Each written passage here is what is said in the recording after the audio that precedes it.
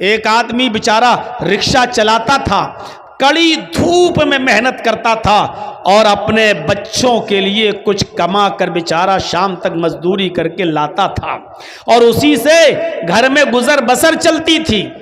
ایک دن یہ رکشے والا محنت و مزدوری کر کے جب تھکا ہوا گھر پہ پہنچا، اپنی بیوی سے بولا کہ مجھے کھانا پیش کرو، بہت تیز بھوک لگ رہی ہے، میں محنت و مزدوری کرنے والا آدمی ہوں۔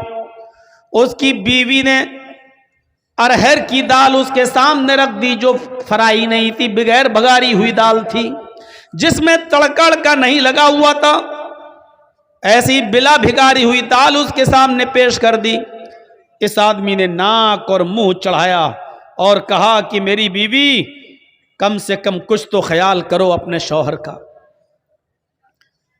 ہم کو ایسی دال کھلا رہی ہو جو بگاری بھی نہیں ہے تم نے، جس میں تم نے تڑکا بھی نہیں لگایا، ایسی اٹھائی اور لا کر دے دی۔ محنت کرتا ہوں، مزدوری کرتا ہوں، صبح سے لے کے شام تک رکشہ کھینچتا ہوں، پیسنجرز کو بٹھاتا ہوں، محنت و مزدوری کا کام کرتا ہوں، میری بیوی اگر اچھا نہیں کھائیں گے تو طاقت کیسے آئے گی میرے اندر، اور تم نے بلا بھگاری ہوئی دال ہم کو دے دی۔ اس کی بیوی نے کہا کہ میرے پیارے شوہر، شکر ادا کرو کہ تمہیں دال بھی مل رہی ہے، شکر ادا کرو کہ تمہیں تازہ روٹی بھی مل رہی ہے، جو میں نے ابھی ابھی بنا کر تمہارے سامنے گرم گرم روٹی دی ہے۔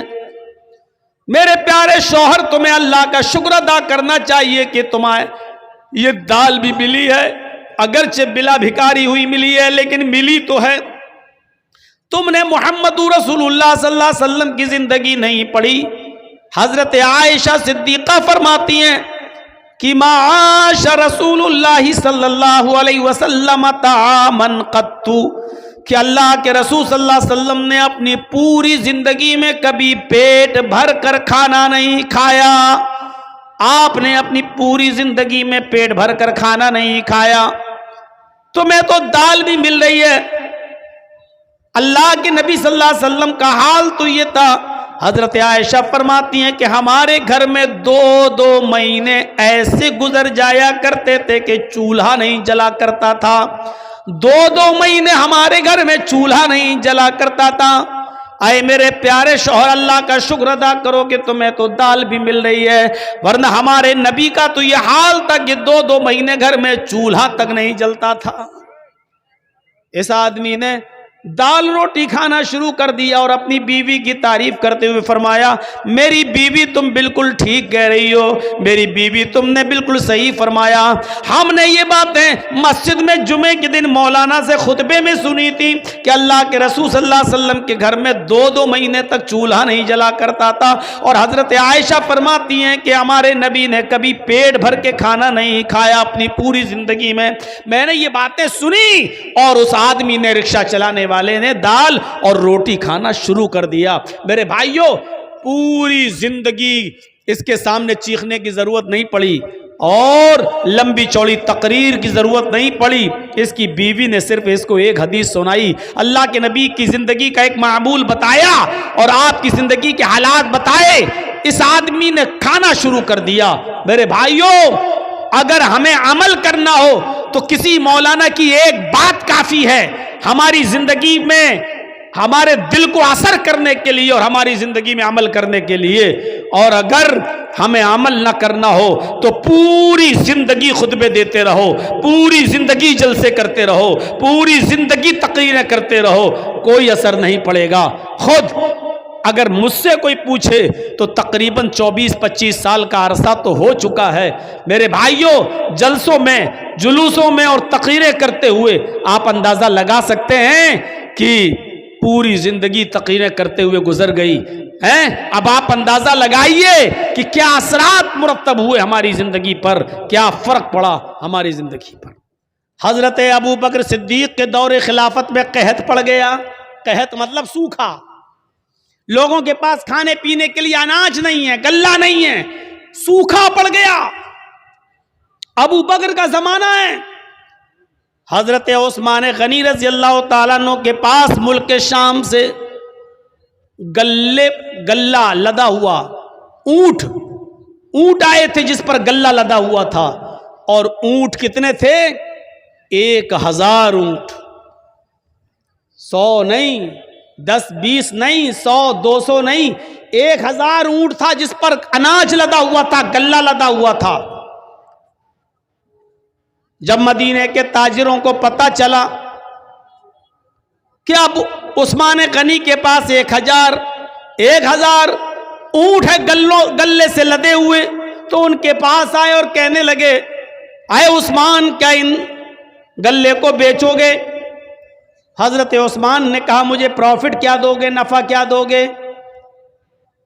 فرمایا آپ کے 10 روپے کا مال ہم 12 روپے میں لینے کے لیے تیار ہیں، 10 درہم کا مال 12 درہم میں لینے کے لیے تیار ہیں۔ حضرت عثمان نے فرمایا پھر چھوڑو، مجھے اس سے بھی زیادہ پروفٹ مل رہی ہے۔ کہا کہ اچھا 13 لے لو، آپ کا ہر 10 درہم کے مال پر 13 درہم ہم سے لے لو، ہم اس کو بیچیں گے جتنا چاہیں گے، قحط پڑا ہوا ہے، سوکھا پڑا ہوا ہے، ہمارا مال تو بکی جائے گا، آپ 10 کے درہم پر 13 درہم لے لو۔ حضرت عثمان کہتے ہیں مجھے اس سے بھی زیادہ مل رہا ہے، اور لاسٹ میں بولی لگتی ہے، آئے عثمان ہم 10 کا مال 15 درہم میں لینے کے لیے تیار ہیں۔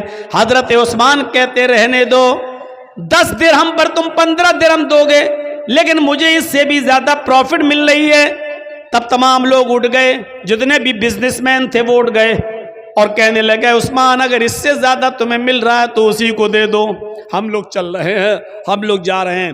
جب وہ جانے لگے جتنے بزنس مین تھے تو پلٹ کر کہنے لگے عثمان ہم جا تو رہے ہیں، ہمیں اب نہیں چاہیے، 10 کا مال ہم 15 میں لینے کے لیے تیار ہیں، اس سے زیادہ ہم نہیں دے سکتے، اور آپ کہہ رہے ہیں اس سے بھی زیادہ ہمیں مل رہا ہے۔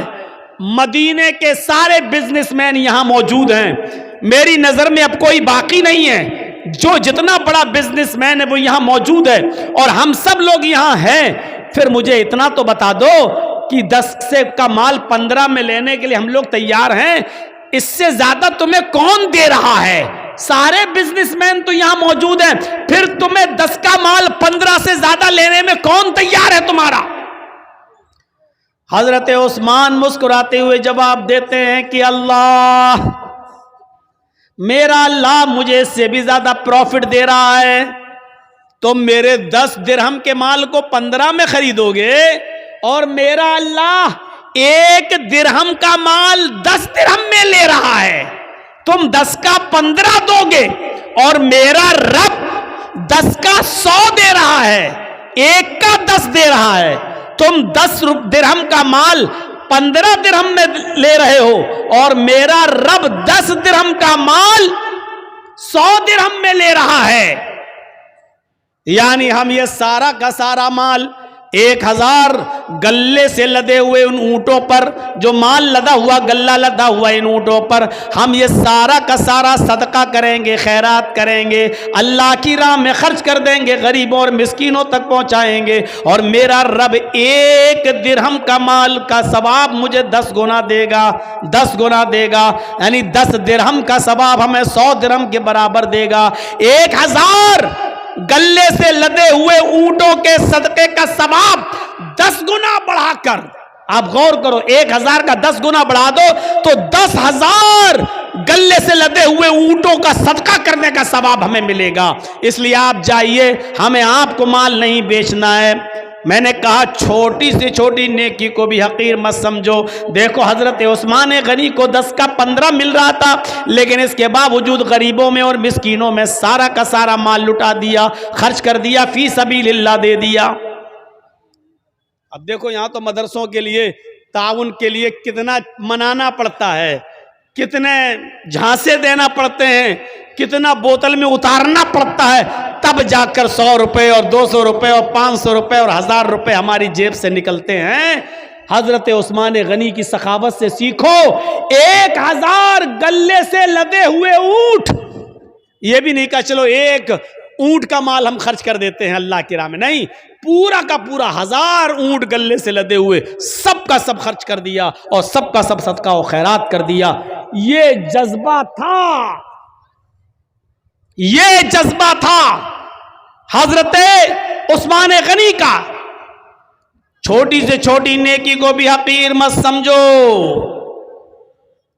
حضرت ابو بکر صدیق کے دور خلافت میں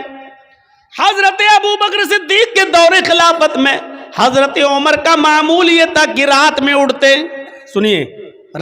اڑتے اور تہجد کی نماز پڑھنے کے بعد فجر کی نماز سے پہلے تہجد کی نماز پڑھنے کے بعد وہ رات میں نکل جاتے اور ایک بوڑھی عورت کے گھر پہ جاتے, اس کے برتن صاف کر دیتے, اس کے کپڑے دھل دیتے اور اس کے گھر میں جھاڑو لگا دیا کرتے تھے. کسی نیکی کو حقیر مت سمجھو. حضرت عمر فاروق کا معمول دیکھیے گا, کیا کر رہے ہیں؟ تہجد کی نماز پڑھی فجر کی نماز سے پہلے اور پھر چلے گئے, ایک بوڑھی عورت کے گھر گئے, اس کے برتن مانج دیے, اس کے کپڑے دھل دیے اور اس کے گھر میں جھاڑو لگا دیے. یہ ان کا معمول تھا, روزانہ یہ کام کیا کرتے تھے. ایک دن تہجد کی نماز پڑھ کے فجر کی نماز سے پہلے پہنچے, گھر میں جب گھسے تو کیا دیکھتے ہیں؟ برتن صاف ہیں. کپڑے دھلنا چاہا بوڑھی عورت کے, کیا دیکھ رہے ہیں؟ کپڑے دھلے ہوئے پڑے ہوئے ہیں. جھاڑو لی کہ جھاڑو سے گھر صاف کر دے تو کیا دیکھتے ہیں؟ گھر میں جھاڑو لگ چکی ہے. پوچھا ماں کون تھا یہ؟ آج گھر میں صفائی کیسے ہو گئی؟ کہا بیٹے میں کیا جانوں, میں تو آنکھوں سے اندھی ہوں, نابینا ہوں, مجھے کیا معلوم. میں تو سمجھی کہ تم ہی آئے ہو, برتن تم مانج رہے ہو, جھاڑو تم لگا رہے ہو, کپڑے تم دھل رہے ہو. کہا ماں میں نہیں تھا. کہا بیٹا مجھے نہیں معلوم پھر کون تھا. حضرت عمر فاروق دوسرے دن بھی یہی ٹائم پر آئے تو کیا دیکھتے ہیں؟ دوسرے دن بھی برتن مانجے جا چکے ہیں. کیا دیکھتے ہیں کہ دوسرے دن بھی برتن مانج کر ختم ہو, برتن مانجے جا چکے ہیں, جھاڑو لگ چکی ہے, کپڑے دھلے ہوئے ہیں. حضرت عمر سمجھ گئے, عمر کوئی ہے جو تم سے پہلے آتا ہے, کپڑے دھل جاتا ہے, برتن صاف کر جاتا ہے, جھاڑو لگا جاتا, کوئی ہے جو تم سے پہلے بھی یہ کام کر جاتا ہے. پتہ لگانا چاہیے کہ کون ہے. اب حضرت عمر جاسوسی کرنے لگے, چپکے سے دیکھیں کہ کون ہے. تو تہجد کی نماز پڑھ کے آئے اور چپکے سے چھپ گئے ایک درخت کی آڑ میں. کیا دیکھتے ہیں کہ ایک شخص اپنا چہرہ چھپایا ہوا چادر سے آتا ہے رات کے اندھیرے میں اور اسی بوڑھی عورت کے گھر میں چلا جاتا ہے, برتن مانجتا ہے, جھاڑو لگاتا ہے, کپڑے صاف کرتا ہے, اور اس کے بعد میں جب وہاں سے نکلتا ہے تو جیسے وہ گھر سے نکلتا ہے حضرت عمر فاروق نے اس کو پکڑ لیا. رکیے, اپنا چہرہ کھولیے تو کون ہیں آپ؟ یہ میرا کام آپ کیسے کر رہے ہیں؟ اب اس نے کہا یہ میرا تیرا کیا لایا ہے, تم پہلے آ جاؤ, تم کر لو, ہم پہلے آ جائیں, ہم کر لیں, چہرہ نہیں دکھا سکتا. حضرت عمر نے کہا تمہیں اللہ کا واسطہ چہرہ کھولو, میں دیکھنا چاہتا ہوں کہ مجھ سے بھی پہلے یہ کام کون کرنے آتا ہے. جب اللہ کا واسطہ دیا اور جب چہرہ کھولا تو کیا دیکھتے ہیں کہ وہ کوئی اور نہیں, حضرت ابو بکر صدیق رضی اللہ تعالیٰ عنہ خلیفہ ہیں. ارے آج آپ کے علاقے کا چیف منسٹر کسی غریب کے کپڑے کیا دھلے گا؟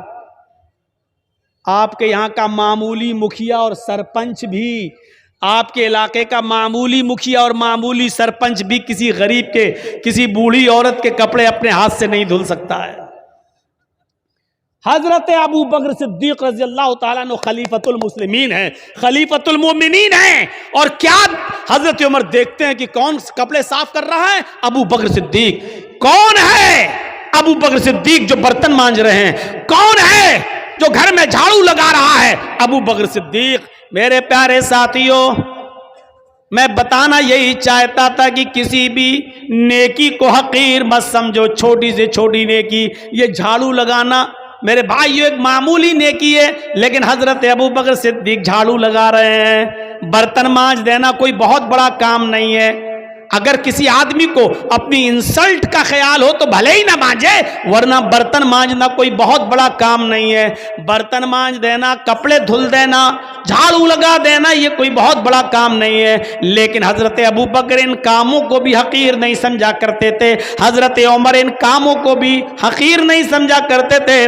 اس لیے فرمایا کوئی بھی چھوٹا سی چھوٹی نیکی کو بھی حقیر مت سمجھو۔ کھجور نہ ہو، کھجور کا ٹکڑا ہی صدقہ و خیرات کرو۔ میرے پیارے ساتھیوں، ان چیزوں کو اپنے ذہن میں رکھیے، ان چیزوں کو اپنے ذہن میں رکھیے۔ مسلمان وہ ہوتا ہے جو چھوٹی سے چھوٹی نیکی کو بھی معمولی نہیں سمجھتا ہے، اور مسلمان مومن وہ ہوتا ہے جو چھوٹے سے چھوٹا گناہ کو بھی پہاڑ سمجھتا ہے۔ ایک چیز یاد رکھیے گا، مسلمان کون ہوتا ہے؟ جو چھوٹی سی چھوٹی نیکی کو بھی حقیر نہ سمجھے۔ مسلمان کون ہوتا ہے؟ جو چھوٹے سے چھوٹے گناہ کو پہاڑ کے برابر سمجھے، بہت بڑا سمجھے۔ اور منافق کون ہوتا ہے؟ جو بڑے سے بڑے گناہ کو بھی معمولی سمجھے۔ منافق کون ہوتا ہے؟ جو بڑے سے بڑے گناہ کو بھی یہ سمجھے کہ ناک پر مکھی بیٹھی تھی، ایسے اڑایا اور اڑ گئی، یعنی بڑے سے بڑے گناہ کو بھی وہ سمجھتا ہے جیسے ناک پر بیٹھی ہوئی مکھی کو اڑا دیا۔ یہ منافق ہوتا ہے، منافق۔ اندازہ لگا رہے ہیں آپ؟ مسلمان کبھی چھوٹی سے چھوٹی نیکی کو بھی حقیر نہیں سمجھتا، اور کوئی چھوٹے سے چھوٹے گناہ کو بھی معمولی نہیں سمجھتا بلکہ بہت بڑا گناہ سمجھتا ہے۔ صحابہ کرام فرماتے ہیں، اے لوگوں، جن گناہوں کو تم معمولی سمجھ کر جاتے ہو، ہم اللہ کے نبی کے زمانے میں، ہم رسول اللہ صلی اللہ علیہ وسلم کے زمانے میں، ہم چھوٹے سے چھوٹے اور معمولی سے معمولی گناہ کو بھی پہاڑ کے برابر سمجھا کرتے تھے، پہاڑ کے برابر جانا کرتے تھے۔ ہم نبی اکرم صلی اللہ علیہ وسلم کے زمانے میں معمولی سے معمولی گناہ کو بھی پہاڑ کے برابر سمجھا کرتے تھے۔ اور مسلمان کی پہچان یہ ہے کہ اس کے سامنے ایک راستہ مصیبت کا ہو اور دوسرا راستہ معصیت، گناہ اور نافرمانی کا ہو۔ ایک راستہ تو ہو مصیبت کا، پریشانی کا، اور دوسرا راستہ ہو گناہ کا، تو مسلمان وہ ہوتا ہے جو مصیبت کے راستے کو اختیار کر لیتا ہے لیکن گناہ کے راستے کو اختیار نہیں کرتا۔ اب میں مثال دوں گا، ذرا سنیے گا میرے پیارے ساتھیوں۔ مسلمان وہ ہوتا ہے جس کے سامنے اگر دو راستے آ جائیں، ایک طرف پریشانی کا راستہ، مصیبت کا راستہ، اور دوسری طرف گناہ کا راستہ۔ کوئی کام کرنے میں پریشانی ہے اور اس کام کو نہ کرنے میں عیش و آرام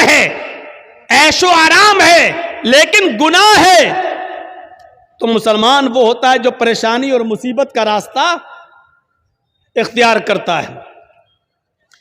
حضرت یوسف علیہ السلام کو دیکھیے، چھوٹے ہیں، بچے ہیں، اور ان کے بھائیوں نے برگلا لیا اپنے ماں باپ کو، اپنے باپ یعقوب علیہ السلام کو بہکا لیا، اے ہمارے ابو، ہم یوسف کو اپنے ساتھ لے جاتے ہیں جنگل میں، ہمارے ساتھ کھائے گا، پیے گا، کھیلے گا، دوڑے گا، آپ یوسف کو اپنے پاس رکھتے ہیں ہر وقت، ہمارے ساتھ بھی تو اس کو بھیجیے، ذرا سیر و تفریح کرے، چلے پھرے، گھومے، ٹہل کر دیکھے۔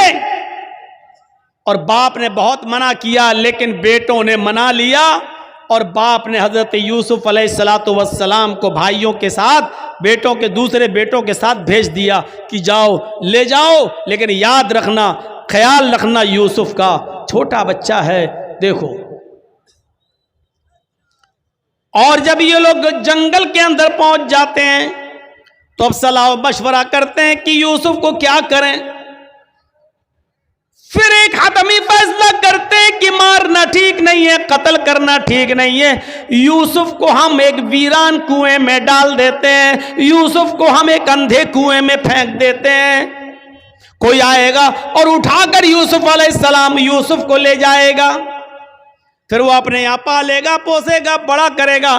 ہمیں کیا مطلب؟ ہم سے تو ایک مصیبت ٹل جائے گی. ہمارے والدین، ہمارے ماں باپ، ہمارے باپ یعقوب یوسف سے محبت کرتے ہیں اور وہ جگہ ہمیں اپنے دل میں نہیں دیتے جو یوسف کا مقام ہے. پھر ان لوگوں نے عزم مصمم کر لیا اور یوسف علیہ السلام کو ایک کنویں کے اندر پھینک دیا، کنویں میں ڈال دیا اور روتے ہوئے اپنے گھر آتے ہیں. ایک یوسف علیہ السلام کی قمیض اتار لی، ان کا کرتا اتار لیا اور ایک بکری کو ذبح کر کے بکری کا جھوٹا خون، بکری کا خون اس قمیض میں لگا کر لے آئے. اور جب اپنے گھر پہ آتے ہیں تو اپنے ابا سے کہتے ہیں، یعقوب علیہ السلام سے کہتے ہیں، یا ابانا، آئے ہمارے ابو جان، انا ذهبنا نستبق وتركنا يوسف عند متاعنا فاكله الذئب. اے ابو جان، ہم یوسف علیہ السلام کو لے گئے اور ہم کھیل کود میں لگ گئے. نستبق، ہم کھیل کود میں لگ گئے، ہم دوڑ بھاگ میں لگ گئے. وَتَرَكْنَا يُوسُفَ عِنْدَ مَتَاعِنَا، اور یوسف کو اپنے سامان کے پاس چھوڑ دیا کہ تم اس کی دیکھ ریکھ کرنا. ہم لوگ ادھر ادھر کھیل کود میں لگ گئے. فَأَكَلَهُ الذِّئْبُ، بھیڑیا آیا اور بھیڑیا یوسف علیہ السلام کو کھا گیا. بھیڑیا آیا اور بھیڑیے نے یوسف کو پھاڑ دیا. اے ہمارے ابو،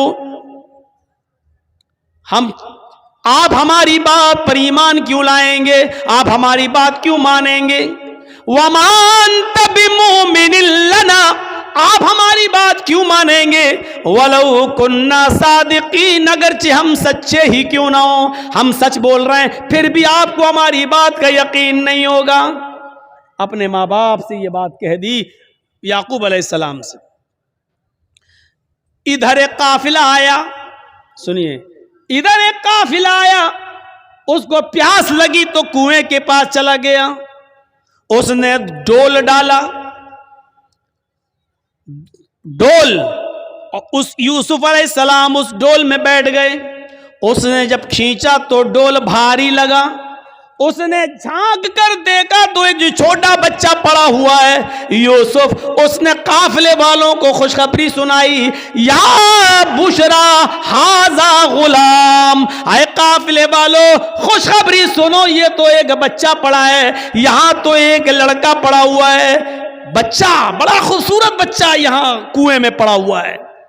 نکالا، مصر کے بازار میں لے گئے اور وہاں اس بچے کو بیچ دیا گیا.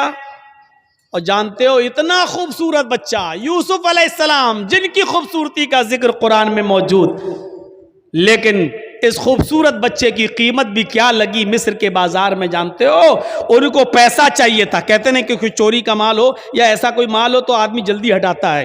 کبھی کبھی 20,000 کا موبائل 2,000 میں دے کے چلا جاتا ہے کہ جلدی ہٹے، جلدی سے نکلے اور پکڑا جائے تو دوسرا پکڑا جائے، ہم نہ پکڑے جائیں. ایسی انہوں نے دیکھا کہ یہ یوسف ہمیں ملے تو جلدی سے ان کو ہٹا دیا جائے. اور مصر کے بازار میں جب بولی لگی تو جانتے ہو بہت کم قیمت میں ان کو بیچ دیا گیا. وَشَرَوْهُ بِثَمَنٍ بَخْسٍ دَرَاهِمَ مَعْدُودَةٍ. قرآن کے الفاظ دیکھو میرے بھائیوں، ان لوگوں نے چند سکوں میں یوسف کو بیچ دیا، چند ٹکوں میں، چند کھوٹے سکوں میں یوسف کو بیچ دیا. لو، یوسف علیہ السلام بادشاہ مصر کے مہمان بنے. دھیرے دھیرے بادشاہ مصر کے پاس پہنچے. بادشاہ مصر نے اپنی بیوی سے کہا، یہ بچہ ہے، اس کی دیکھ ریکھ کرو، آگے چل کر ہو سکتا ہے کہ ہم اس کو بیٹا بنا لیں. دیکھو اس کی خدمت کرو، دیکھ بھال کرو. اور بادشاہ مصر کے گھر میں یوسف کی پرورش ہونے لگی. دھیرے دھیرے بڑے ہوتے گئے اور ایک دن آیا کہ یوسف علیہ السلام اپنی جوانی کو پہنچ گئے. یہاں خوبصورتی अपनी कयामत बर्पा कर रही थी, और यहाँ यूसुफ अलैहिस्सलाम जवान हो गए, और उधर बादशाह मिस्र की बीवी का दिल हचकोले लेने लगा। वो इस गुलाम पर, यूसुफ अलैहिस्सलाम पर अंदर ही अंदर दिलो जान से फरेफ्ता थी, दिलो जान से कुर्बान थी। धीरे धीरे ये चर्चा मिस्र की औरतों में होने लगा, और मिस्र की औरतें, और औरतों में किसी बात का चर्चा बहुत जल्दी होता है। कोई भी बात हो, अगर आपको बहुत जल्दी फैलाना हो तो बस 2-4 औरतों में फैला दो, शाम तक होते होते पूरे गांव में ऑटोमेटिक फैल जाएगी। ये बात मिस्र की औरतों में फैल गई। ओ बादशाह की बीवी, ओहो, अपने गुलाम पे मरती है, अपने गुलाम को दिल दे बैठी है, अपने गुलाम के साथ मुंह काला करना चाह रही है, अपने गुलाम के साथ ये हरकत करती है। बादशाह मिस्र की बीवी के चर्चे जब मिस्र की औरतों में होने लगे, तो उस औरत ने, यानी बादशाह की बीवी ने सारी औरतों को दावत दे दी। गौर कीजिए, सारी औरतों को दावत दे दी, सबके सामने फल रख दिए, सबको छुरियां दे दी, और जब वो फलों को काटने लगी तो उस औरत ने, बादशाह मिस्र की बीवी ने यूसुफ अलैहिस्सलाम से कहा, आए यूसुफ, इन औरतों के सामने से गुजर जाओ। यूसुफ अलैहिस्सलाम उन औरतों के सामने से गुजर रहे हैं, अपनी मालिकन की बात मानना पड़ेगी। यूसुफ अलैहिस्सलाम अपने मालिक की बीवी की बात मानते हुए उन औरतों के सामने से गुजर रहे हैं। जब उन औरतों के सामने से गुजरे तो उन औरतों ने जब यूसुफ अलैहिस्सलाम को देखा, यूसुफ अलैहिस्सलाम को देखा, कुरान कहता है वो फल काट रही थी, बजाय फल काटने के वो कत्ताना ऐदियहुन्ना, उन्होंने अपनी अपनी उंगलियां काट डाली, उन्होंने अपने अपने उंगलियों पर छुरियां चला ली, अपनी अपनी उंगलियों को काट डाला। और जब यूसुफ पर नजर पड़ी तो चीख पड़ी, मा हाज़ा बशरुन इन हाज़ा इल्ला मलकुन करीम, ये कोई इंसान नहीं है, मा हाज़ा बशर, ये कोई इंसान नहीं है, इन हाज़ा इल्ला मलकुन करीम, नहीं, ये तो एक मुअज़्ज़ज़ और मुकर्रम फरिश्ता नजर आता है, ये कोई इंसान लगता ही नहीं है। देखो कितना खूबसूरत है, कितना हसीन और जमील है, ये कोई इंसान नहीं, ये तो कोई बुजुर्ग फरिश्ता नजर आ रहा है। मतलब समझ रहे हैं? अभी सिर्फ बादशाह की बीवी फरेफ्ता थी यूसुफ पर, अब मिस्र की सारी औरतों ने दिल दे बैठा यूसुफ को। हर औरत चाहने लगी कि यूसुफ हमारे हो जाएं, यूसुफ हमारे हो जाएं। एक फितना खड़ा हो गया। अब बादशाह की बीवी ने कहा, देखा, देख लिया तुमने, अब बताओ इसमें मेरी क्या गलती है? इसको मैंने बहुत बहकाया, अपनी तरफ माइल किया, लेकिन ये बचा रहा। और फिर यूसुफ के सामने धमकी देती है बादशाह की बीवी, आए औरतों, आए मिस्र वालियों, सुनो, अगर यूसुफ ने मेरी बात नहीं मानी, मेरी ख्वाहिश पूरी नहीं की, मैं इससे जो चीज चाहती हूं, अगर मेरा मुतालबा इस बच्चे ने, इस लड़के ने, इस गुलाम ने अगर पूरा नहीं किया तो ये जेल में सड़ेगा, या सख्त से सख्त सजा मैं इसको दिलाऊंगी, सख्त से सख्त सजा दिलवाऊंगी, या जेल में सड़ेगा। अब यूसुफ अलैहिस्सलाम को जब धमकी मिलती है तो यूसुफ अलैहिस्सलाम के पास 2 ही रास्ते थे। एक रास्ता तो ये था मुसीबत का, इस औरत की बात ना माने और जेल में चले जाएं, यह मुसीबत का रास्ता था। मैंने कहा ना, मोमिन के लिए अगर एक तरफ मुसीबत का रास्ता हो और एक तरफ गुनाह का रास्ता हो, मासियत का, तो मोमिन मुसीबत का रास्ता अख्तियार कर लेता है, लेकिन गुनाह का रास्ता अख्तियार नहीं करता। यूसुफ अलैहिस्सलाम के सामने 2 रास्ते थे। यहां बादशाह मिस्र की बीवी ने कहा कि अगर इसने मेरी बात नहीं मानी तो इसको सख्त से सख्त सजा दिलवाऊंगी, या जेल के अंदर सड़ेगा। یوسف علیہ السلام کے پاس دو ہی راستے تھے. ایک راستہ یہ تھا کہ بادشاہ کی بیوی کی بات مان لیں اور جو وہ کہہ رہی ہے اس کی مرضی کو پورا کر دیں. اگر ایسا کر لیتے, بادشاہ کی بیوی کی بات مان لیتے تو پانچوں انگلی گھی میں تھی. بادشاہ کی بیوی ان کو بچاتی بھی, بادشاہ کی بیوی ان کا خیال بھی رکھتی, بادشاہ کی بیوی ان کو تنہائی کا موقع بھی دیتی, بادشاہ کی بیوی ان کی عزت و تکریم بھی کرتی, بادشاہ کی بیوی ان کو اچھی طریقے سے ان کی حفاظت بھی کرتی, سب کچھ کرتی, اور جو وہ چاہتے وہ ان کو ملتا رہتا. لیکن یہ راستہ گناہ کا راستہ تھا, یہ راستہ معصیت کا راستہ تھا. اب دوسرا راستہ یوسف علیہ السلام کے سامنے یہ تھا کہ میں اس غلط راستے پر نہیں چلوں گا.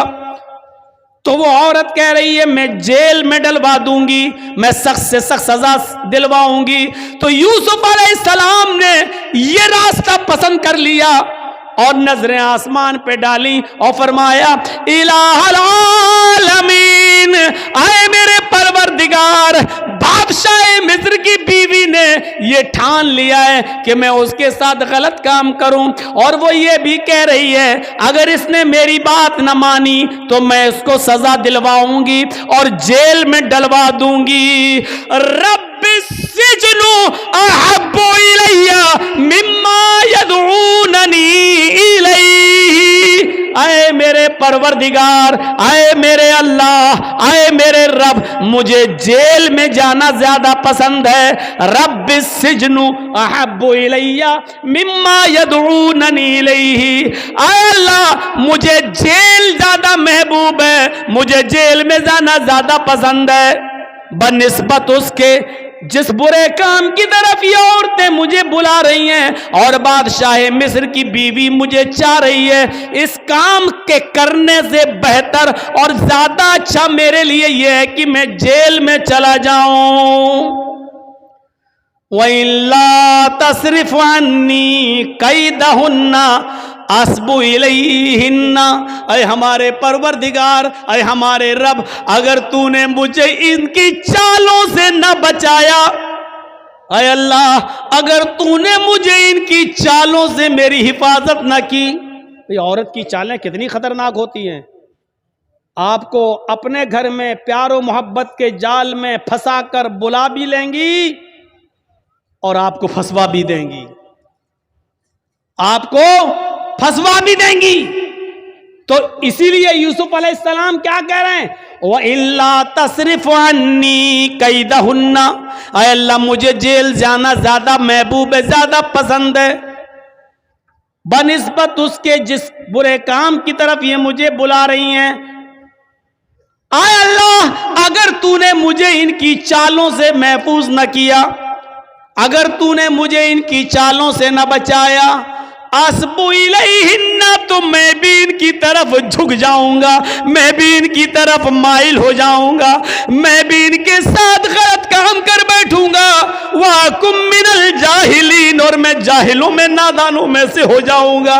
اے اللہ میں جاہلوں اور نادانوں میں سے ہو جاؤں گا. اس لیے اللہ مجھے ان کے شر و فتن سے اور ان کی چالوں سے تو میری حفاظت فرما.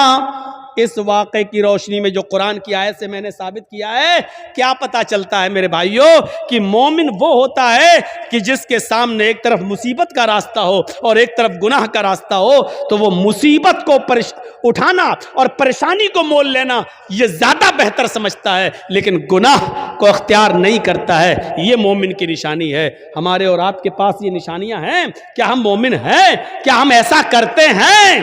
اس لیے یاد رکھیے میرے ساتھیوں, گناہوں کی دلدل سے بچیے, گناہوں کی دلدل سے بچیے اور اللہ رب العالمین کو پکارتے رہیے, اپنے گناہوں کی توبہ اور معافی مانگتے رہیے کہ اللہ رب العالمین فرماتا ہے قُلْ يَا عِبَادِيَ الَّذِينَ اسْرَفُوا عَلَىٰ أَنفُسِهِمْ لَا تَقْنَطُوا مِن رَحْمَتِ اللَّهِ. اے محمد صلی اللہ علیہ وسلم میرے بندوں سے کہہ دو, یا عبادی الذین اسرفوا علی انفسہم, اے اللہ کے بندو اگر تم نے گناہ کر کر کے, اگر تم نے ظلم کر کر کے, اگر تم نے अय्यारियों मक्कारियां कर करके गुनाह कर डाले और जमीन और आसमान भी भर लिए। अपनी जानों पर तुमने जुल्म किया, अपनी जानों पर तुमने जुल्म किया है और तुम हद से आगे बढ़ चुके हो।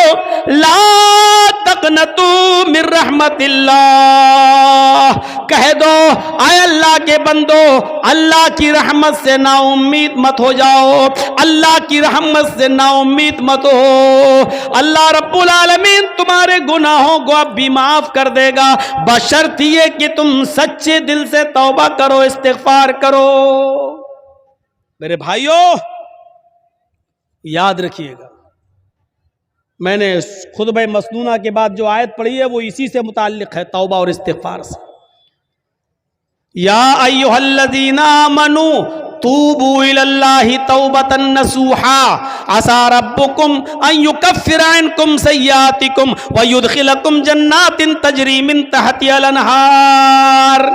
अल्लाह रब्बुल आलमीन क्या फरमा रहा है?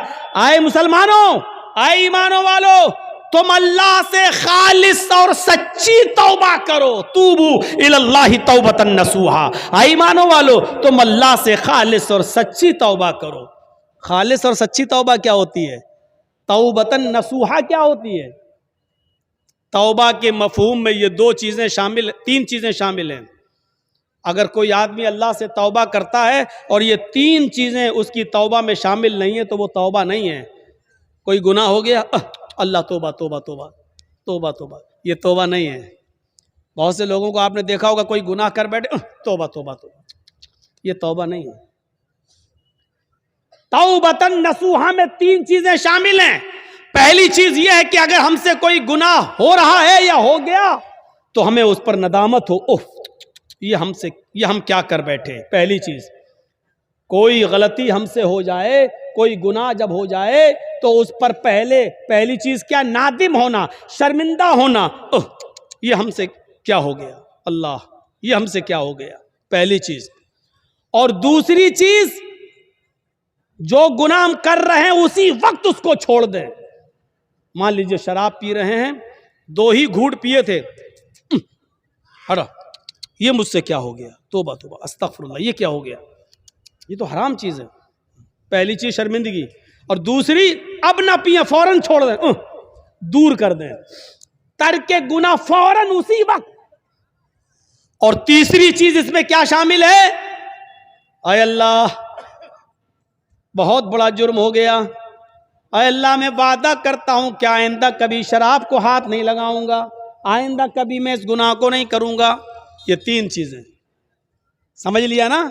पहली चीज शर्मिंदगी हो, अल्लाह ये मुझसे क्या हो गया।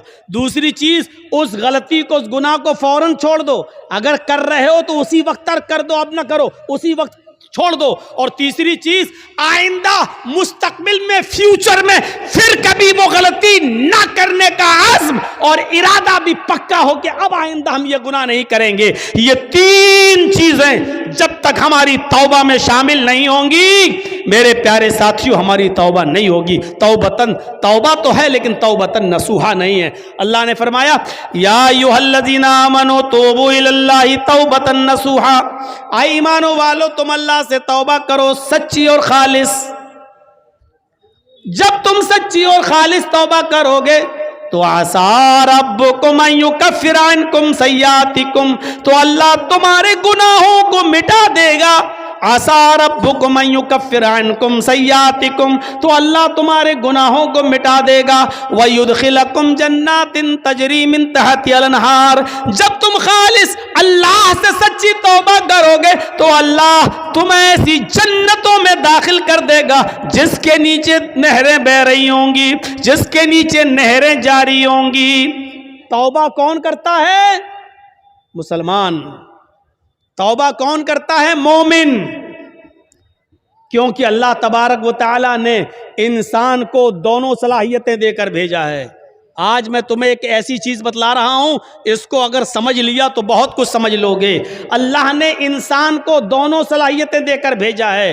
अल्लाह ने इंसान को अच्छे काम करने की सलाहियत भी दी है और अल्लाह ने इंसान को बुरे काम करने की صلاحیت بھی دی ہے، انسان کو اچھے کام کرنے کی طاقت بھی دی ہے اور برے کام کرنے کی بھی طاقت دی ہے۔ اللہ نے انسان کو نیکیاں کرنے کی بھی صلاحیت دی ہے اور گناہ کی بھی صلاحیت دی ہے۔ ہاں، اور گناہ کرنے کی صلاحیت دی ہے تو گناہوں سے بچنے کی بھی صلاحیت دی ہے۔ انسان نیکیاں کر سکتا ہے تو برائی بھی کر سکتا ہے، دونوں صلاحیتیں ہیں۔ انسان برائیاں کر سکتا ہے تو برائیوں سے بچا بھی سکتا ہے اپنے آپ کو۔ یہ دونوں صلاحیتیں دے کر اللہ تعالیٰ نے انسان کو بھیجا ہے۔ یہ صلاحیت اللہ نے فرشتوں کے اندر نہیں رکھی ہے۔ اللہ نے فرشتوں کو صرف نیکیاں کرنے کی صلاحیت دی ہے، گناہ کرنے کی صلاحیت فرشتوں کے پاس نہیں ہے۔ کسی فرشتے سے کہو جوا کھیل کے دکھاؤ تو کوئی فرشتہ جوا نہیں کھیل سکتا۔ کسی فرشتے کو کبھی آپ نے سنا ہے کہ اس نے شراب پی؟ نہیں پی سکتا۔ کیوں؟ کیونکہ اللہ تعالیٰ نے فرشتوں کو گناہ کرنے کی صلاحیت دی ہی نہیں ہے۔ اللہ نے انسان کو گناہ کرنے کی بھی صلاحیت دی اور نیکی کرنے کی بھی صلاحیت دی، اور یہی انسان کا کمال ہے۔ کمال جانتے ہو؟ انسان کے مکمل ہونے کی دلیل یہی ہے۔ فرشتے مکمل نہیں ہیں، انسان مکمل ہے۔ اسی لیے اللہ تعالیٰ نے انسان کا درجہ فرشتوں سے بھی بلند رکھا ہے، بلند فرشتوں سے بھی بلند رکھا ہے۔ کیوں؟ کیونکہ فرشتوں نے اللہ کو دیکھا، فرشتوں نے جنت دیکھی، فرشتوں نے جہنم دیکھی۔ فرشتوں نے تو جنت جہنم دیکھی ہے۔ اگر وہ اللہ کی ہر وقت عبادت کرتے ہیں تو یہ کوئی کمال نہیں ہے۔ کمال تو یہ ہے کہ ہم نے اور آپ نے اور مسلمانوں نے جنت نہیں دیکھی پھر بھی جنت میں جانے کی خواہش، جہنم نہیں دیکھی پھر بھی جہنم سے بچنے کی خواہش، جہنم نہیں دیکھی پھر بھی دعا کرتے ہیں ربنا آتنا فی الدنیا حسنۃ وفی الآخرۃ حسنۃ وقنا عذاب النار۔ اے اللہ ہم کو دوزخ کے عذاب سے بچا لے۔ ہم نے اور آپ نے دوزخ جہنم نہیں دیکھی پھر بھی یہ دعا کرتے ہیں ربنا اصرف عنا عذاب جہنم ان عذابها کان غراما۔ اے اللہ جہنم کا عذاب ہم سے پھیر دے، جہنم کا عذاب ہم سے ہٹا لے۔ ان عذاب کانا غراما، تیرا عذاب بہت ہی زیادہ سخت اور چمٹنے والا ہے۔ یہ ہمیں اور آپ کو یہ دعا کرنا پڑتی ہے۔ کیوں؟ حالانکہ جہنم دیکھی نہیں ہے۔ ایک بوڑھا آدمی ہے اور وہ اندھا ہے۔ ایک اندھا آدمی جا رہا ہے اور راستے سے خوبصورت لڑکی چلی آ رہی ہے، خوبصورت، حسین و جمیل، بلا کی حسین و جمیل، لیکن ایک اندھا نوجوان جا رہا ہے، اس بیچارے کو لڑکی دکھائی نہیں دے رہی ہے۔ اس میں اس اندھے کا کیا کمال ہے؟ اب وہ اندھا اس لڑکی کو دیکھ ہی نہیں پا رہا ہے، اس کے حسن و جمال کو دیکھ ہی نہیں پا رہا ہے، تو اس میں اندھے کا کیا کمال ہے؟ اگر اندھا اس لڑکی کو نہیں چھیڑتا ہے، یا اندھا اس لڑکی کے قریب نہیں جاتا ہے، یا اس لڑکی سے کچھ گفتگو نہیں کرتا ہے اور اس لڑکی کو نہیں دیکھ رہا، تو اس میں اندھے کا کیا کمال ہے بھائی؟ اس کو تو دکھتا ہی نہیں ہے۔ کمال تو اس نوجوان کا ہے جو پوری طریقے سے جوان ہو چکا ہے اور سامنے سے خوبصورت لڑکی آ رہی ہے، بلا کی حسینہ ہے۔ اس کی نظریں اٹھیں لیکن اس نے اپنے نگاہوں کو نیچا کر لیا، فوراً نگاہ کو جھکا لیا، باوجود اس کے کی آنکھیں تھیں، باوجود اس کے کہ اس لڑکی کو دیکھ سکتا تھا، باوجود اس کے کہ یہ اس لڑکی سے باتیں کرنے پر قادر تھا، طاقت تھی اس کے پاس سب کچھ، لیکن اس کے باوجود اس نے اپنے آپ کو بچایا اور نظریں نیچی کر لی۔ یہ ہے انسان کا کمال کہ طاقت ہونے کے باوجود دیکھنے کی نہیں دیکھ رہا ہے۔ یہ ہے کہ اس لڑکی کے پاس جا سکتا تھا لیکن نہیں جا رہا ہے، طاقت ہونے کے باوجود اس اپنے آپ کو بچا رہا ہے۔ یہ ہے کمال میرے بھائیوں۔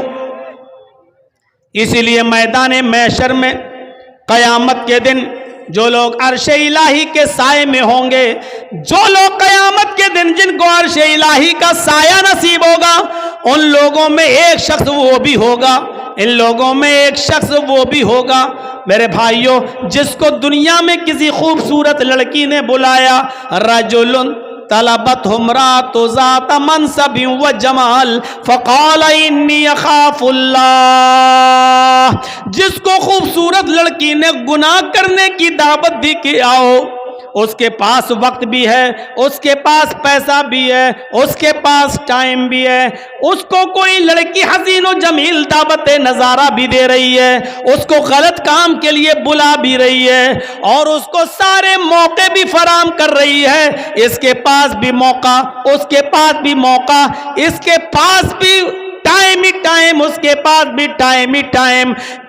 زنا کی طاقت ہونے کے باوجود اور سارے اسباب ہونے کے باوجود، سارے راستے کھلے ہوئے ہونے کے باوجود بھی میرے بھائیوں اس آدمی نے اس لڑکی سے کہہ دیا انی اخاف اللہ. تم اپنا گھر جاؤ، تم اپنا راستہ دیکھو، میں اپنا راستہ دیکھتا ہوں. مجھے اللہ سے خوف ہے، میں اللہ سے ڈرتا ہوں، میں تمہارے قریب نہیں آ سکتا، میں تمہاری بہکی بہکی باتوں کا شکار نہیں ہو سکتا.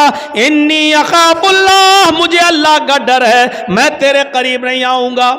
جس نے اللہ کا خوف دکھایا اور اس لڑکی کو دھکا دے دیا، نہیں مجھے تم سے دوری اختیار کرنا. موقع ہونے کے باوجود، لڑکی کی پرمیشن ہونے کے باوجود، لڑکی کی اجازت ہونے کے باوجود اس نے اس کو ہٹایا اور اللہ سے ڈرتے ہوئے اپنے آپ کو بچا لیا. یہ ہے کمال. ایسا انسان قیامت کے دن عرش الہی کے سائے میں ہوگا. جب قیامت کے دن اور کوئی دوسرا سایہ نہیں ہوگا. میرے بھائیوں، فَأَلْهَمَهَا فُجُورَهَا وَتَقْوَاهَا، ہم نے انسان کو دونوں صلاحیتیں دے کر بھیجا ہے. انسان کو گناہ کی طاقت بھی دی ہے اور نیکیوں کی طاقت بھی دی ہے. انسان نیکی کا کام بھی کر سکتا ہے اور گناہ کا کام بھی کر سکتا ہے، لیکن کمال تو یہ ہے کہ گناہ کرنے پر طاقت ہونے کے باوجود گناہ نہ کرے. فرشتے گناہ کر ہی نہیں سکتے کیونکہ گناہ کی طاقت ہی نہیں ہے، اور ہم اور آپ گناہ کر سکتے ہیں. گناہ کی طاقت ہونے کے باوجود ہم گناہ نہ کریں تو یہ ہے کمال. اور اسی لیے انسان کا درجہ اللہ رب العالمین نے فرشتوں سے بھی بلند کر دیا. کیوں؟ کیونکہ اس کے اندر گناہ کی طاقت تھی، لیکن اس کے باوجود اس نے اپنے آپ کو بچا لیا. یہ کرامن کا یہ فرشتے جو ہیں کرامن کاتبین جو ہمارے کاندھوں پر رہتے ہیں، مجال ہے کبھی کسی لڑکی کے ساتھ زنا کر لیں. اللہ نے یہ طاقت دی نہیں ہے ان کو. قبر میں فرشتے آتے ہیں حساب و کتاب کے لیے، منکر نکیر.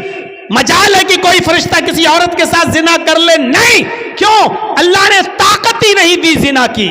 زنا کی طاقت انسان کے پاس ہے، اور طاقت ہونے کے باوجود اپنے آپ کو زنا سے بچا لے. یہ ہے فرشتوں سے بھی بڑا کام، یہ ہے بڑا دل گردے کا کام. اور جس نے اس کام کو اب کر لیا، انجام دے لیا، طاقت ہونے کے باوجود اپنے آپ کو بچا لیا، میرے بھائیوں اس کا مقام و مرتبہ فرشتوں سے بلند ہے، فرشتوں سے بلند. وَيُدْخِلَكُمْ جَنَّاتٍ تَجْرِي مِن تَحْتِهَا الْأَنْهَارُ، اللہ ایسی جنتوں میں تمہیں داخل کرے گا جس کے نیچے نہریں بہہ رہی ہوں.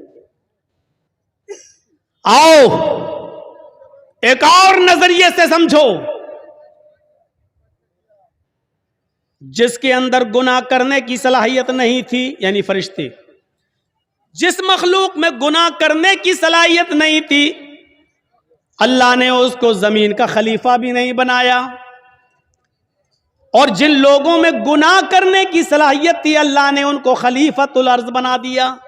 یعنی انسان کو، آدم کو خلیفۃ الارض، زمین کا خلیفہ بنایا. کیوں؟ اور دیکھیے گناہ کرنے کی پریکٹس کیسے ڈالی گئی. گناہ ایک خطا کرائی گئی حضرت آدم علیہ السلام سے. آج ہماری بات کو تھوڑا سا دوسرے حساب سے سنیے گا.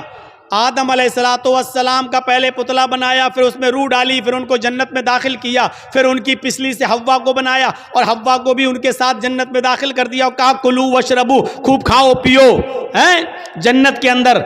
اور ایک آرڈر دے دیا اللہ نے کہ فلا تقربا ہذہ الشجرہ، اے آدم اور اے حوا تم دونوں اس درخت کے پاس مت جانا، بس اس درخت کے قریب مت جانا. اے آدم و حوا تم دونوں اس درخت کے قریب مت جانا بس. دیکھیے اللہ کو تو معلوم ہی تھا کہ آدم و حوا اس درخت کے قریب جائیں گے. اللہ نے تو پہلا انتظام ہی کر لیا تھا. دنیا رچانا تھی، دنیا بسانا تھی، اس لیے اللہ کے علم میں پہلے ہی تھا. اس لیے اللہ رب العالمین نے ڈائریکٹ آدم سے گناہ نہیں کرایا، بلکہ शैतान को भेजा, शैतान ने उन्हें बहकाया और आदम और हव्वा दोनों को दरख्त के करीब ले गया, हव्वा के कहने पर कि खा लो, ये तो हमारा हमदर्द है। शैतान नहीं, ये तो हमारा हमदर्द है, और उसके बहकाने में आकर आदम और हव्वा दोनों ने वो फल खा लिया।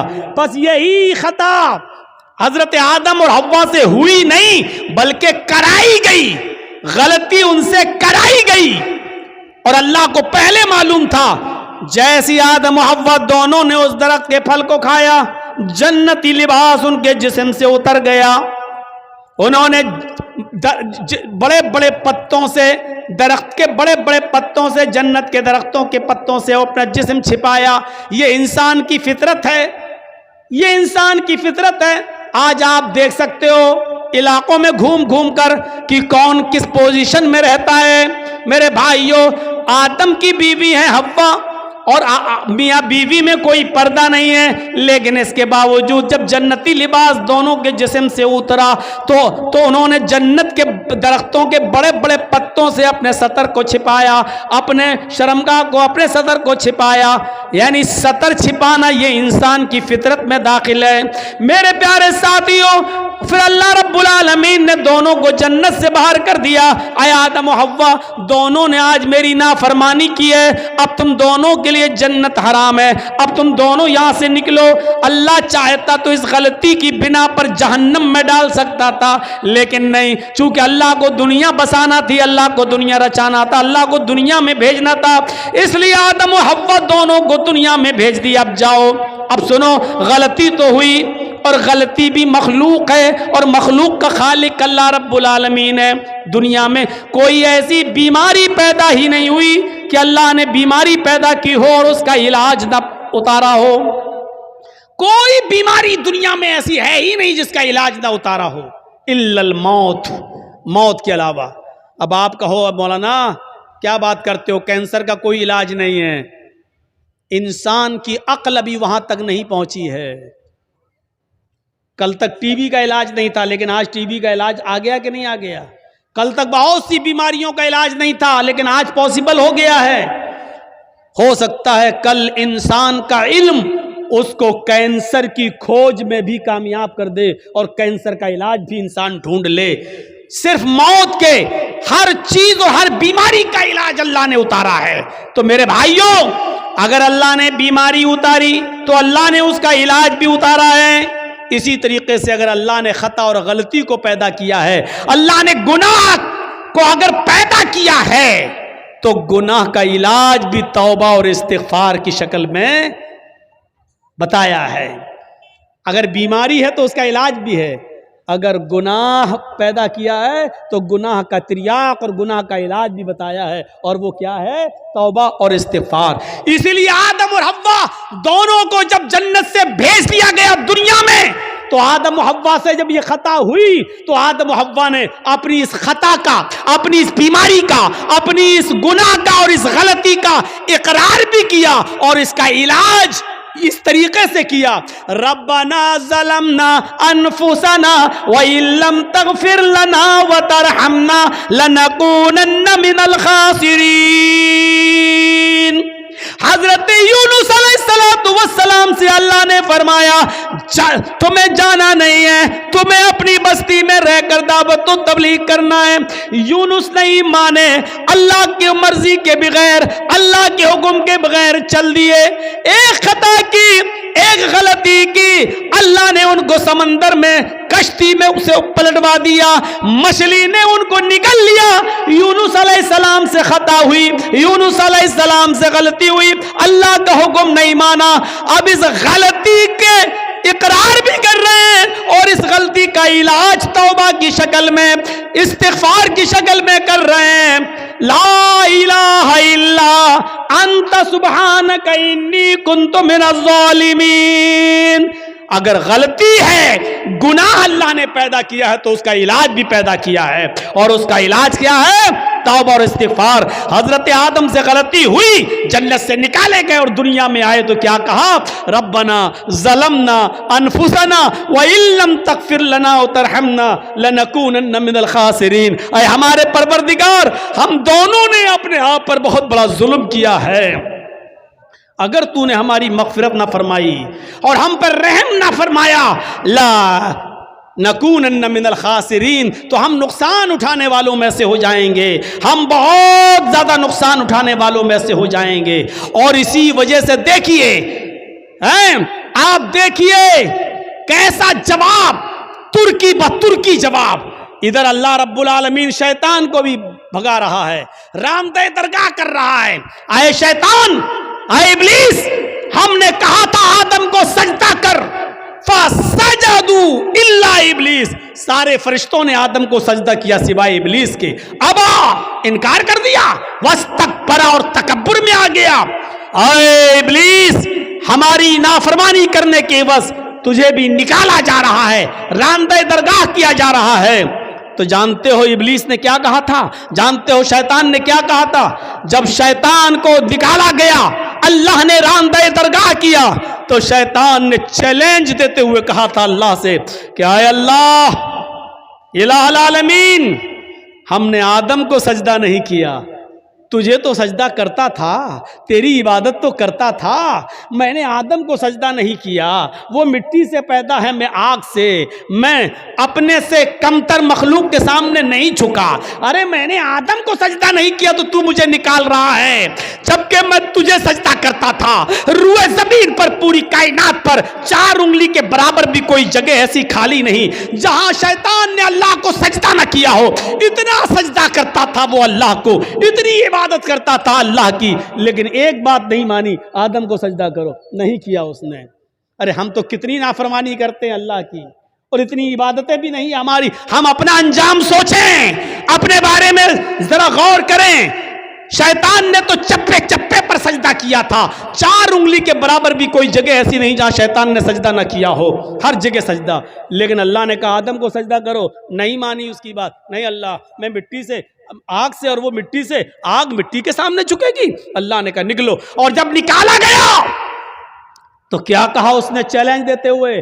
قسم ہے مجھے اپنے تکبر کی، اے اللہ الہ العالمین، آدم کی وجہ سے تو مجھے نکال رہا ہے نا، آدم کی وجہ سے تو مجھے نکال رہا ہے نا، میں آخری سانس تک تیرے بندے آدم اور آدم کی اولاد سے گناہ کے کام کراتا رہوں گا، دنیا میں بھی میں ان سے گناہ کے کام کراتا رہوں گا، ہم تیرے بندے آدم سے اور آدم کی اولاد سے آخری سانس تک ان سے غلط کام کراتا رہوں گا، اور ان کو گناہوں کی دلدل میں ڈال کر آخری سانس تک ان سے گناہ کے کام کرا کر ان کو آخری دم تک ان سے گناہ کراتا رہوں گا، اور اسی گناہ پر ان کو وہ موت آئے گی، اور اپنے ساتھ لے کر ہم ان کو جہنم میں جائیں گے۔ اے اللہ، قسم ہے مجھے اپنے تکبر کی کہ میں تیرے بندے آدم اور آدم کی اولاد سے آخری سانس تک گناہ کراتا رہوں گا، اور ان کو قیامت کے دن اپنے ساتھ جہنم میں لے جاؤں گا۔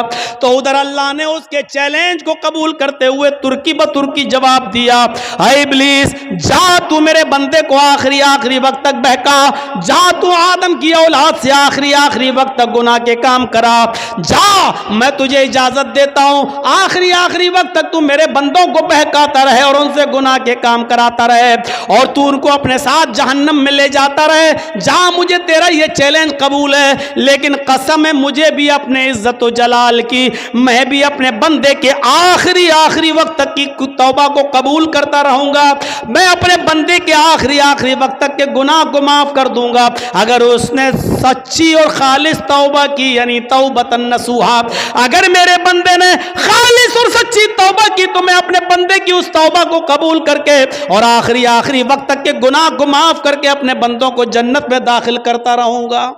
تو آخری سانس تک گناہ کراتا رہے گا، میں آخری سانس تک اپنے بندے کی توبہ کو قبول کرتا رہوں گا، تو آخری سانس تک جہنم میں لے جانے کی کوشش میں رہے گا، میں آخری سانس تک اپنے بندے کو بخش کر جنت میں داخل کرنے کی کرتا رہوں گا۔ میرے بھائیوں، ترکی بترکی جواب، اس لیے توبہ اور استغفار کرو۔ کیا لگتا ہے آپ کو اتنا سا جملہ کہنے میں؟ گناہ اللہ نے اتارا ہے تو اس کا علاج توبہ اور استغفار بھی اتارا ہے۔ کوئی گناہ ہو جائے فوراً کہو استغفر اللہ ربی من کل ذنب واتوب الیہ، اور اڑتے بیٹھتے چلتے پھرتے یہ جملہ پڑھتے رہو. کتنا سا جملہ ہے یار. استغفر اللہ ربی من کل ذنب واتوب الیہ. اڑتے پھرتے چلتے پھرتے کھاتے پیتے جملے پڑھتے رہو. استغفر اللہ ربی، میں مغفرت طلب کرتا ہوں اللہ کی. استغفر اللہ، میں اللہ سے مغفرت طلب کرتا ہوں جو میرا رب ہے. من کل ذنب، ہر گناہ سے. واتوب الیہ، اور اسی سے توبہ کرتا ہوں، اسی کی طرف رجوع ہوتا ہوں. یہ ایسی دعا ہے کہ خود اللہ کے نبی صلی اللہ علیہ وسلم یہ دعا پڑھا کرتے تھے اور کہا کرتے تھے لوگوں استغفروا ربکم وَإِنِّي لَأَسْتَغْفِرُ اللَّهَ فِي الْيَوْمِ 100 مرہ. آئے لوگو تم اپنے رب سے مغفرت مانگا کرو. آئے لوگو تم اپنے رب سے مغفرت طلب کیا کرو. اِنِّي لَأَسْتَغْفِرُ اللَّهَ فِي الْيَوْمِ 100 مرہ. محمد رسول اللہ کا نہیں، میرا حال یہ ہے کہ میں ایک دن میں 24 گھنٹے میں صبح اور شام میں 100 سے زیادہ بار اللہ سے مغفرت طلب کرتا ہوں، اللہ سے استغفار کرتا ہوں.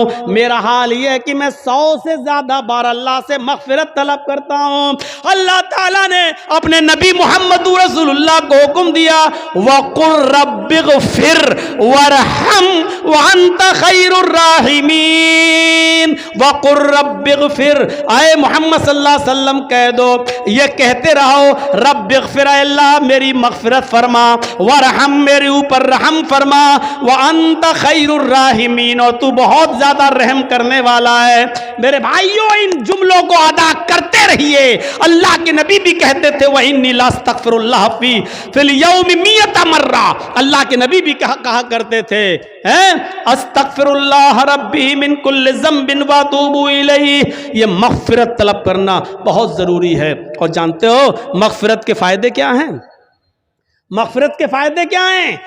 حضرت نوح علیہ السلام نے اپنی قوم سے کہا تھا جب قحط پڑ گیا، بہت زیادہ سوکھا پڑ گیا، تو اپنی قوم کے لوگوں سے کہا تھا، کیا کہا تھا؟ وَاسْتَغْفِرُوا رَبَّكُمْ إِنَّهُ كَانَ غَفَّارًا. اے میری قوم کے لوگوں اپنے رب سے مغفرت طلب کرو. اے میری قوم کے لوگوں اپنے رب سے مغفرت طلب کرو. یُرْسِلِ السَّمَاءَ عَلَيْكُمْ مِدْرَارًا. جب تم اپنے رب سے مغفرت طلب کرو گے تو اللہ رب العالمین آسمان سے بارشیں برسائے گا. یہ جو قحط پڑ گیا ہے، جو سوکھا پڑ گیا ہے، اللہ رب العالمین آسمان سے تمہارے اوپر بارشیں برسائے گا اگر تم مغفرت طلب کرو گے، استغفار کرو گے تو. یُرْسِلِ السَّمَاءَ عَلَيْكُمْ مِدْرَارًا. اللہ رب العالمین تمہاری اوپر آسمان سے بارش برسائے گا. وَيُمْدِدْكُمْ بِأَمْوَالٍ وَبَنِينَ. اور اللہ رب العالمین تمہیں اولادیں دے گا اور مال سے نوازے گا. وَيُمْدِدْكُمْ بِأَمْوَالٍ وَبَنِينَ. اللہ تمہیں مال بھی دے گا اور اولادیں بھی دے گا. یعنی اگر کسی کا مال رزق میں کمی آ گئی ہے، مال و دولت میں کمی آ رہی ہے، برکتیں نہیں ہو رہی ہیں، تو غور کرو کہ اس کے گناہ بڑھ گئے ہیں، مغفرت طلب کرو، اللہ سے استغفار کرو گے تو اللہ تمہیں مال بھی دے گا، وَبَنِينَ، اور تمہیں اولادیں بھی دے گا، وَيَجْعَلْ لَكُمْ جَنَّاتٍ وَيَجْعَلْ لَكُمْ أَنْهَارًا، اور تمہیں باغات عطا فرمائے گا اور چشمے جاری کرے گا، تمہیں نہریں عطا فرمائے گا. یعنی مغفرت طلب کرو گے تو یہ نعمتیں اللہ رب العالمین تمہیں دے گا. حضرت عمر فاروق کے زمانے میں قحط پڑ گیا.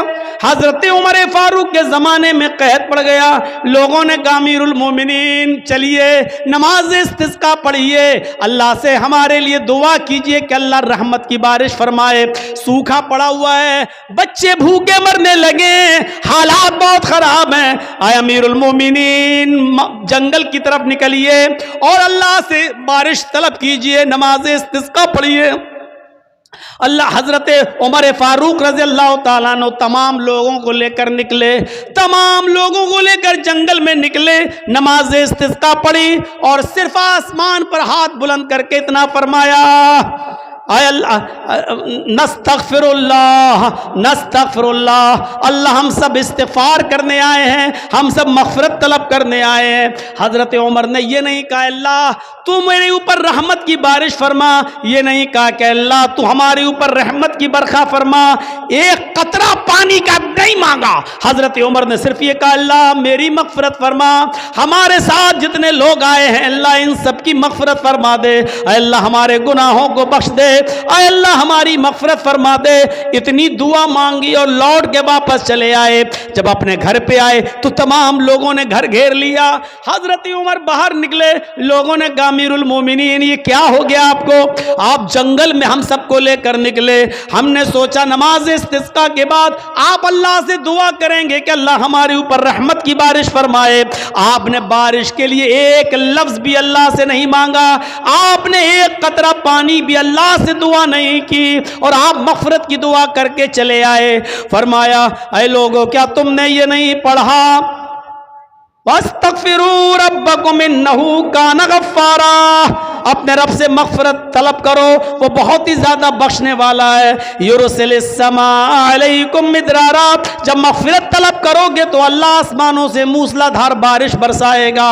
لوگوں میں نے بارش نہیں مانگی ہے، لیکن بارش جن گناہوں کی وجہ سے رکتی ہے میں نے مغفرت کی دعا کر کے مغفرت طلب کر کے آسمان کے ان دروازوں کو جھنجھوڑ دیا ہے، آسمان کے ان دروازوں میں سوراخ کر دیا ہے، آسمان کے ان دروازوں میں چھید کر دیے ہیں جہاں سے بارش آتی ہے۔ ہم نے مغفرت طلب کر کے آسمان کے دروازوں کو ہلا دیا ہے، انتظار کرو انشاءاللہ بارش کے قطرے آنے والے ہیں۔ ایک دن گزرا تھا کہ پھر موسلا دھار بارش ہوتی ہے۔ میرے بھائیوں جن گناہوں کی وجہ سے بارش رکتی ہے، اور بارش جب نہ ہوا کرے تو سمجھ جاؤ کہ ہمارے گناہوں کی وجہ سے بارش رکی ہوئی ہے۔